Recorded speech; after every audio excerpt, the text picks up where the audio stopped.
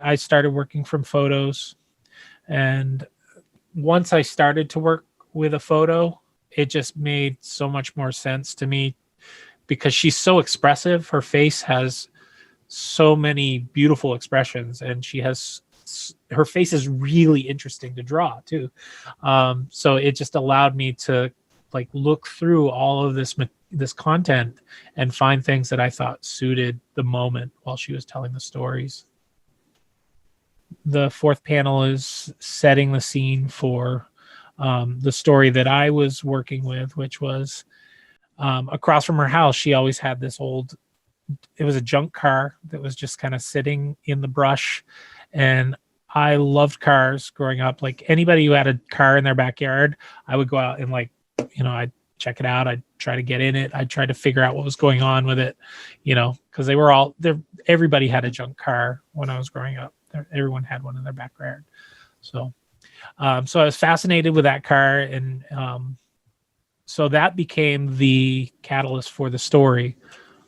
And that was how I tried to introduce us to Daisy.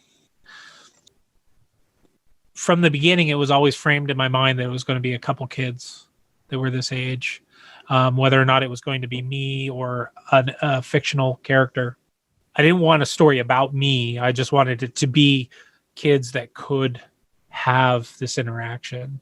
And the introduction of a character is especially in this day and age with media and YouTube and video everywhere.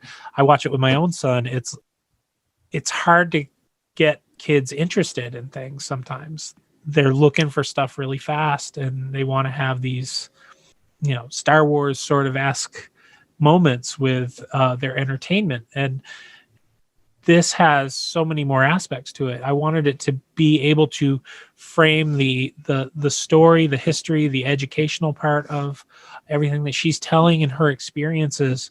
And to me, that says like, hey, you're going to learn something. Usually you're a kid, you're in that moment, you're having like that aha with somebody. And I think you see it, like they start out kind of like, they're kind of like, she's scary, we're like keeping our distance.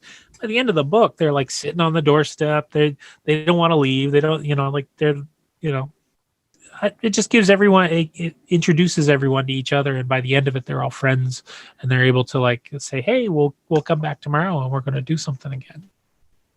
To tie up the story, we wanted to be able to have the boys, like leave, but, okay, normal day was, we would get lost out in the woods or, it would be like 2 minutes till dark and we're like, oh no, we got to go home. So that sort of thing. I like the we're talking to Miss Turner, and she's like, call me Aunt Daisy. I think that's really sweet. It's a nice way to really kind of close that they've all become friends and they're all going to hang out and do this again sometime. I'd really, at this point, I was really getting my chops because I'd drawn so many that I was really feeling good about it. So it's always at the end that the artwork gets the best. And the profile of her was on the first page as well. I brought that in, and the boys riding away as the sun sets.